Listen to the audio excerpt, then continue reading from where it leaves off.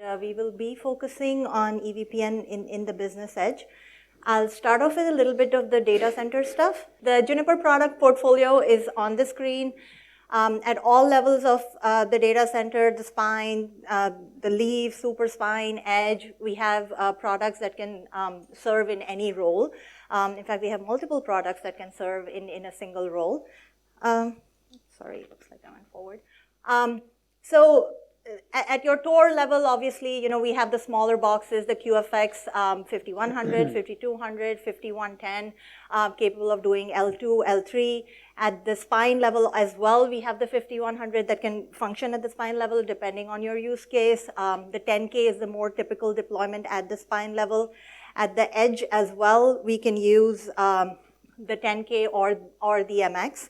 So I didn't want to spend too much time on this slide, but I want to go into a little bit about DCI because, from my understanding, most of the audience here is of, the provider nature, large data center, moving large amounts of data from one point to another. So let's talk about DCI. Essentially, I will talk about two ways of doing DCI, the MPLS and the VXLAN. With MPLS, there's a lot of considerations. When you think of doing DCI, there is a lot of design choices, application choices that you need to make, the needs of your solution, your HA. There's a bunch of factors that you have to consider. I just want to boil it down to one important factor, which is the distinguishing of, when you want to use L3 VPN for your DCI and when you want to use Evpn. If you do not have L2 workloads, go for L3 VPN. You will get the same, cost. You will get the same traffic engineering that Evpn can do. If you have L2 workloads, then Evpn is the way to go, right? So both these technologies will essentially bring you the same kind of functionality, which is very rich in itself. Evpn is not only an L2 technology. It's actually it's a tie-in of L2 as well as L3. So we have customers that are doing L3 DCI with Evpn, for those of you who are familiar with route type file. So it's very flexible. But the general recommendation that I would make to you in terms of when to use L3 VPN and when to use Evpn, if you do not care for L2 applications and your data center doesn't demand it, we recommend L3 VPN. It's very rich, the Junos implementation, policy, etc. Evpn is still catching up. So today, L3 VPN for L3 workloads and Evpn for L2 workloads. And some general recommendations here. Enterprises will typically separate their DCI network from their other network in which they are providing services, right? So that's why you see the two clouds over here.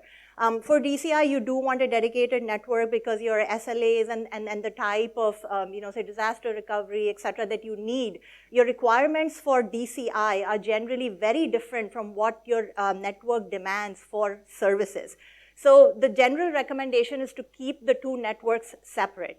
Not to say that you cannot use the same network that you're using for services and DCI, you could, but at least you would have a dedicated physical port doing your DCI. The big advantage with Evpn is, and I'm not going to go into too much of the technical details here, but I have a slide later on where I summarize why Evpn is good for DCI compared to your VPLS. So a lot of customers today do deploy DCI using VPLS or simple VXLAN. So there's two flavors of VXLAN. You have VXLAN, data plane VXLAN, and you could have Evpn with VXLAN. Data plane VXLAN is very similar to VPLS. It has the same limitations of L2 flood and learn. So when your VM moves or something like that happens, you have to wait for the ARP to time out, you relearn the MAC. So, there's a lot of inbuilt delay because of the L2, the traditional L2 restriction. So all that is not there with Evpn. And of course, if your application demands an L2 stretch, so, you have your two data centers and your VLAN 1 is present in data center 1 and VLAN 1 is also present in data center 2, you do need that L2 stretch. So in that case, Evpn is your choice to do DCI. The second category, essentially there's two ways, right? So the previous two slides, the DCI was happening at the edge, right? So the routers at the edge is where you were deploying DCI. Now, the second kind of place to do DCI in the data center, and traditionally used by enterprises. The previous two options that we discussed with the L3 VPN and the EVPN, more for like cloud providers, large provider type customers. For enterprise, now the cloud has moved further down. Now you're doing DCI at the spine or the super spine layer. So if you notice over here, the edge is essentially your over the top. It's a pure P router. It's a transport box, right? EVPN, it's not running EVPN, right? EVPN is running at your spine layer. And traditionally, this is done with IP, like a VXLAN type network. But you could do MPLS, and we have products that support it. The QFX10K supports EVPN with MPLS. So if you wanted to do MPLS at the spine layer, you could. You want to do VXLAN at the spine layer, you could. So essentially, these are the two main categories: DCI at the edge, at the topmost layer, or DCI at the spine layer.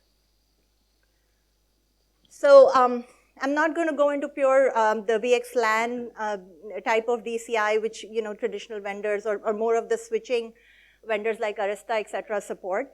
I'm going to go straight into EVPN VXLAN because it has way too many advantages over the traditional VXLAN or the data plane VXLAN. So we talked about that with traditional VXLAN, you have to deploy MC-lag to get your active-active redundancy, but with EVPN, you don't need MC-lag.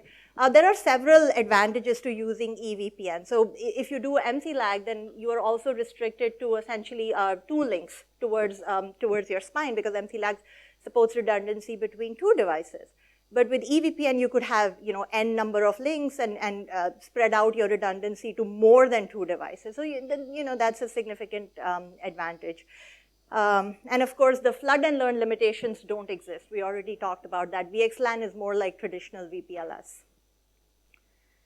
Okay, so I'm not going to go into too much of this. I do have a presentation at the MPLS World Conference where I will be doing a deep dive for DCI. So, if you're interested to find out more, please come to that session. And I think they're also going to post it online. So let's move on to EVPN for Business Edge and Metro.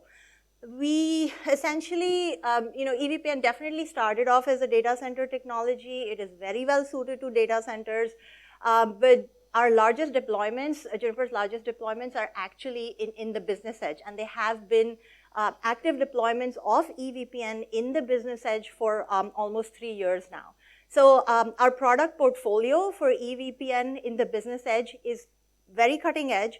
We have all the features. We were at ENTC last month, where we demonstrated interop for all the key services, the point-to-point, E3, and ELAN with Nokia, with a bunch of other vendors. So with EVPN as a point-to-point service, we have, of your Martini and Compella pseudo wires, right? So all those properties, now they apply to EVPN point-to-point service. And NOMAC learning, right? That is the main property of a point-to-point, L2 point-to-point service. The same thing applies over here. The typical use case that I can think of, or that a lot of our customers are deploying, is within the wholesale kind of scenario. So you just want to transport your data from point A to point B. You establish a point-to-point EVPN connection. You get all the EVPN benefits: active-active multi-homing, sub-second conversions. All those things are not possible with VPLS, but with EVPN you can get all those. Okay. And then just a little bit of animation to show that the load balancing, right? It happens on the access side as well as in the middle, in the transport. So your packets, even for your point-to-point connection, your packets are really utilizing your entire network, and it is multi-homed. You could do single-homed, you could do active standby, you could do active-active. So you have a lot of options here, even to deploy a simple point-to-point service with EVPN. This is what we are currently working on. What's going on here is, now you see the big yellow wire, that's your point-to-point EVPN VPWS wire. And it is terminating on P3. And P3, it's actually terminating on a PS interface, or what we know as a pseudo-wire subscriber interface. Now what's going on here is that with Evpn MPLS, your data comes in, it has an MPLS label. It also has a VLAN because it's L2, right? The capability or the feature that we are working on over here is the PE3. What it does is it does the first lookup on your MPLS label. It does an additional second lookup. Now the second lookup is what helps you demux your Evpn traffic into any number of different types of services. So on this picture, we have, the L3 VRF, the L2 switch, those three colorful ovals. So you think of them as three different services. And the demux was done based on a second lookup based on your VLAN, right? And this could be your inner VLAN or your outer VLAN or a combination of both. This is the flexible cross-connect feature, and this recently kind of spun off into a draft of its own. It was originally part of the Evpn RFC, and it was a little paragraph. And then now it has a draft of its own. So this is very useful for business edge kind of scenarios. We are targeting this for second half of 2017, first half of 2018, depending on which platform you're looking at. The other thing that we are developing, or actually we demonstrated it last month, and it's shipping, is the rooted point to multi-point service. So remember I said Evpn, we have the point-to-point, we have LAN, and we have the E-tree service. So all the MEF compliant services are available here. So the typical example that I give for the point-to-point, the E-tree service, when do you want to use it? Is it really useful for your use case? So, if you think of a bank, you have a bunch of ATMs, and then you have the bank headquarters. Now, the ATMs don't need to talk to each other, but they all need to talk to the headquarters. So in that case, you would deploy something from a rooted point to multi-point service, where you want to restrict communication between certain nodes, but keep it going between certain other types of nodes. So in this case, the leaf node would be your ATMs, and the root would be your headquarters. So the leaf nodes are not allowed to talk to each other, but they're all allowed to talk to the root, and the root can talk to everybody else. The two basic building blocks for the E-tree service, this is number one, which is ingress filtering of known unicast. So now what's going on over here is that the leaf sends, and if you look at the top right corner, the CE is sending data, and data that it sends towards the root, that's okay, because everybody should be able to talk to the root. But the ingress filters out the data from leaf to leaf. So your network is not bombarded with traffic that really shouldn't be there, because leaf-to-leaf communication is not allowed. So if leaf 1 sends something to leaf 2, you don't want to flood your network with those packets which are going to get dropped on the other side anyway. So that's ingress filtering. The second building block of E-tree is egress filtering. Now this is for bum traffic. So bum, by definition, you have to send everywhere because it doesn't have a single destination. But again, when it reaches, so you do have to flood your backbone with it, but when it reaches the other side, the egress PEs are now able to filter the bum traffic and not pass it on to the access. So all this is essentially done for you just by turning on E-tree, like one single line of config. You identify your root node, you identify your leaf node, and you're good to go. Essentially, what we're looking at is something like this. You have your existing VPLS network, and you are migrating to VPLS. You want all your metros to be able to talk to each other. You want all your sites to be able to talk to each other. There should be no restrictions. You don't want to touch any of your existing routers. Your VPLS routers, you don't want to bother upgrading them or anything. But you want them to be able to talk to your new network, which is running Evpn, right? So it allows you to do a staged migration. You don't need to upgrade any of the boxes that are not new. It's really the most elegant way to do migration from VPLS to Evpn. This is still a draft, and for LDP-based migration, we are planning for 17.3. BGP-based migration, we are planning for 17.4. Now, what's going on here is essentially we're coming up with what is called a composite PE. That's the PE on your left. That's going to be your new PE that's running new code that is able to talk EVPN to a PE that knows EVPN, and VPLS to a PE that knows only VPLS. So it's a multilingual guy is able to talk different languages to different PEs. Obviously, if you have both VPLS as well as Evpn, we're going to give preference to Evpn. We're going to establish an Evpn control plane. The highlight over here is at the bottom, bottom of the green oval or bottom of the Composite Pe, where it has a single rib and a single fib. So your Evpn routes come in and get installed in a table. Your VPLS routes come in and get installed in a table, right? Now, it's a big deal. Like, so far, the two L2 technologies have been completely separate. The route formats are different. The way you learn is different.